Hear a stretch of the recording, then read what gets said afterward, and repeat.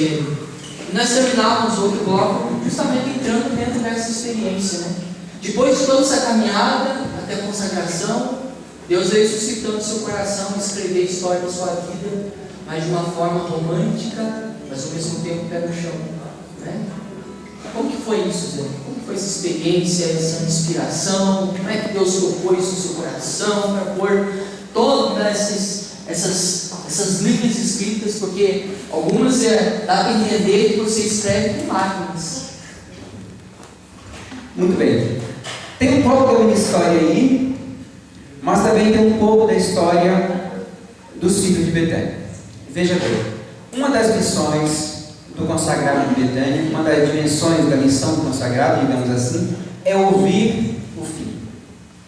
Veja que eu estou falando ouvir, que é bem diferente de escutar. Quem ouve acolhe o outro dentro do seu coração, traz o outro para dentro do coração. Isso é ouvir. Isso é ouvir. Quem escuta, não. Quem escuta simplesmente não vai encontrar ponto nenhum de convergência na história do outro onde pudesse acontecer algum encontro. Quem ouve o outro gesta dentro de si um espaço de amor. E não é essa a grande fragilidade humana? Porque muitas pessoas escutam, mas elas não ouvem profundamente. E não entram no coração, na história do outro. E Betânia é chamado para justamente isso. E eu te pergunto em cima disso, por que num celeiro, num cafezal, onde que é? Por que essa... Muito bem. Daí, voltando à tua pergunta inicial, só para completar. De ouvir os filhos de Betânia, me veio essa inspiração em Curitiba numa oração pessoal. Rezando. Por que não colocar essas histórias no papel? Mas como colocar essas histórias no papel? Aí a inspiração.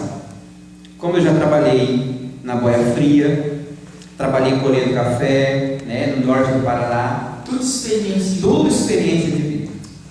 Então eu resolvi escrever esse livro, contar essas histórias, trazer para o papel, mas de uma maneira leve, de uma maneira sensível, né, tipo um romance cristão. E esse livro é uma isca de pescador. Vejam, as pessoas gostam de romance. Haja visto os Harry Potter que tanto se escreve por aí, coisa vazia, esses romances, né, de vampirismo. E os jovens compram. Por que compram? Porque tem um começo, um meio e um fim. É o romance.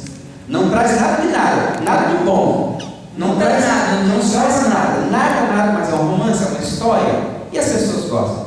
E por que não pegar essas histórias que eu ouvi, pincelada com a minha própria história, transformar em um romance cristão, trazer ela para o papel, ambientei uma fazenda de café, onde eu já trabalhei, e transformei nessa linda história de amor. O anjo do celeiro é um instrumento de cura e de restauração.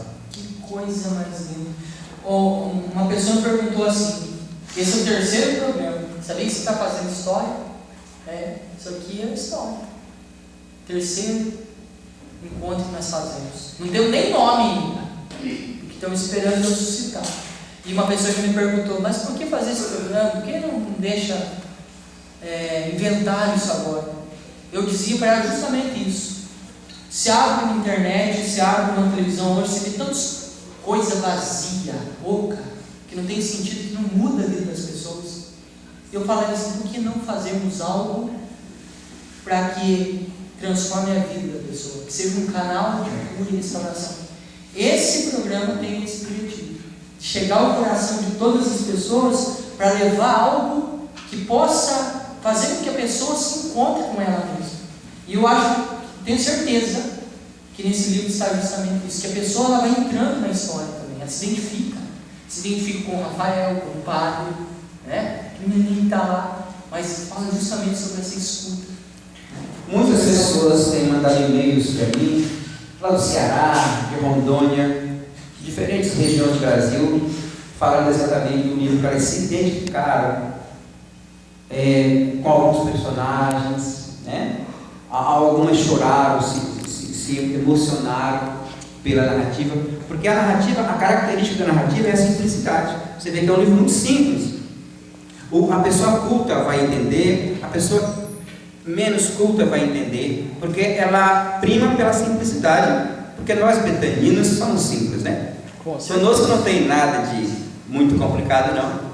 Nós somos simples. E o livro é a cara de Betânia. Esse livro é a cara de Betânia.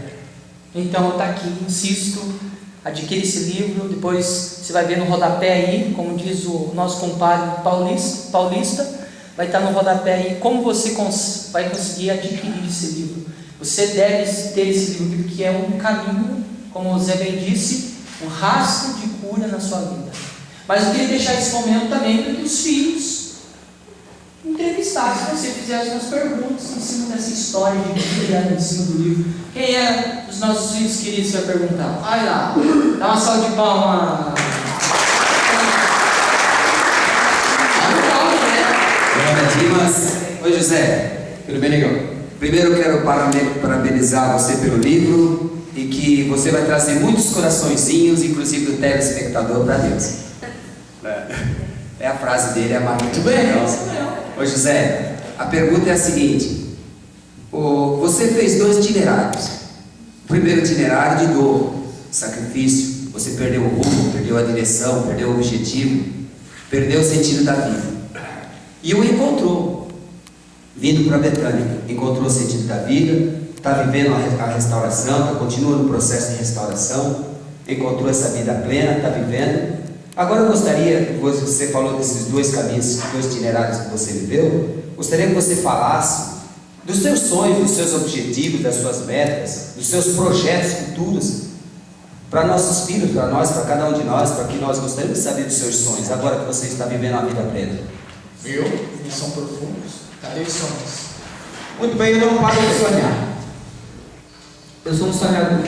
O Padre Léo me ensinou a ser um sonhador.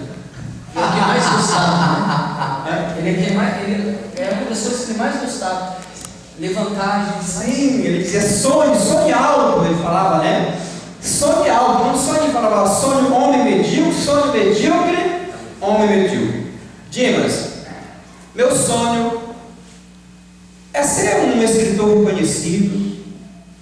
Todo escritor quer ser lido E vai ser reconhecido. quer ser reconhecido, né? Que a sua obra possa atingir o coração das pessoas. Eu tenho um sonho, esse livro não é o primeiro, mas está vindo outro, já estou escrevendo o segundo, e com certeza no terceiro, no quarto, no quinto, né? Então eu sonho em ser uma pessoa, um escritor conhecido, né? Talvez não reconhecido, mas conhecido pelo grande público, que as pessoas possam ler aquilo que eu escrevo, né? Que as pessoas possam interagir na minha obra, e que minha obra possa de alguma forma ajudar a mudar o mundo para um lugar melhor de se viver.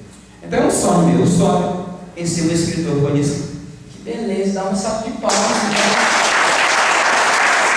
verdade, essa pergunta do Dimas é profunda, porque em Betânia a gente busca justamente isso, a ouvir os nossos filhos, a gente ir lá no profundo e descobrir onde estão os sonhos, porque esse é um grande mal de dependência de qualquer tipo de droga faz. Tenta arrancar os sonhos dos nossos filhos. Né? Mas quem vai me perguntar aí? Só para completar, posso completar aqui? Pode. Aqui no começo do livro, Dimas, nas primeiras páginas, tem uma pequena parte de um testemunho que eu dei no livro Jovens Sarados, né? Está aqui. Lê para nós, Daniel, está aí na primeira página. Primeira página. O mais gentil. Não, aqui no comecinho. Comecinho, vamos virar. Ele falou de sonho. Ah, tá aqui, ó. Olha que bonito. Vem a câmera aqui. Sonho, mas não sonho alienante ou alienado. Sonho em voltar a estudar. Sonho em escrever lindas histórias de amor. Esse testemunho, eu escrevi essa frase em 2006. Eu não tinha a 8ª série naquela época, não tinha ensino fundamental. Estudei, hoje tenho ensino médio e sonho em fazer uma faculdade. E já escrevi o meu primeiro livro. Então, esse sonho não é um sonho alienado, não é um sonho alienante, é um sonho possível. Devemos sonhar sonhos possíveis. Que coisa linda. Quem vai me perguntar aí? Por favor, qual o nome? Graça. Ô Zé, a gente sabe que Jesus Cristo ele lida com o grande tremor da vida do mundo com calma, né? Com a sua palavra, Jesus Cristo. Como que ele tem lidado na tua caminhada, na tua restauração até agora? Jesus. Jesus Cristo. É aquela grande voz que acalma a tempestade. Jesus é aquele que de fato acalma os ventos das tempestades. Eu particularmente tenho uma fé muito grande na pessoa de Jesus. Porque Jesus, Grazi, é uma pessoa, não é uma ideia, é uma pessoa, né? Então, aquela voz de Jesus, quando ele deu aquela voz lá no Mar da Galileia, mares, acalmem-se, que acalmem-se os mares, que acalmem-se os ventos, aquela voz ressoa no meu coração, aquela mesma voz. Então, quando eu estou, né, nas minhas lutas, que eu as tenho, nas minhas provações, nos meus limites, que eu as tenho, a voz de Jesus, né, esse Salvador, esse amigo, ressoa profundamente no meu coração. José, calma, calma, José, né? Que acalme os mares que tem aí, os mares impetuosos, né? Então esse Jesus para mim é uma pessoa. Amo Jesus. Eu não posso tirar os meus olhos dos olhos de Jesus e digo para todos vocês, sempre que eu tenho a oportunidade, mantenha o seu olhar no olhar de Jesus, porque Ele pode acalmar as nossas tempestades, os nossos terremotos, os nossos tsunamis. A palavra de Jesus tem esse poder. Que coisa, dá uma salva de palmas. Terminando, esse finalzinho me chama muita atenção no livro, finalzinho do capítulo 17, que diz assim: a tarde cai, quando os olhos admirados daquele povo viram pacientemente aquele menino partir dentro do jipe azul. Marinho de seu irmão, partir para uma vida nova, porque sua vida começaria a partir de agora. Eu consigo identificar aqui e emociona, porque, como você mesmo diz, a gente vai se identificando, né? Quantos desses filhos que estão perdidos pelos jipes estragados da vida e estão atrás desse jipe azul, né? Em Betânia não é um dia, né? Todos os dias, a cada hora, por telefonemas ou no nosso acolhimento, em cada uma das nossas 5 casas, né, José Gentil? E acho que essa é a maior dor de nós consagrados, que somos chamados nesse carisma do acolhimento. Quantos filhos vêm nos pedir para entrar nesse jipe azul de Betânia, para ali começar uma vida nova, porque sua vida começaria a partir de agora. Sempre Betânia é tempo, né? Sempre é tempo. Sempre é tempo. Mas vou conversar agora para nós quebrar o clima. Cadê o som, pai? Vamos voltar. Pois então, o senhor nos fala. O senhor é personagem novo do programa, nos conta para nós. Surpresa, não? Tá frio aí? Eu, como paulista todo intrometido, vou dar as informações melhores. Pode dar, então. O telefone para informação é 48 3265 4415 ou pelo e-mail retiro@betania.com.br. Você também pode adicionar a gente pelo Orkut, retiro@betania.com.br. O site da nossa loja. Acesse o nosso programa no YouTube, Programa Comunidade Betânia. O acesso do nosso site é www.betania.com.br. Muito bem, vamos terminando nosso terceiro bloco e já voltaremos então com muita alegria. Cadê a música? De pé!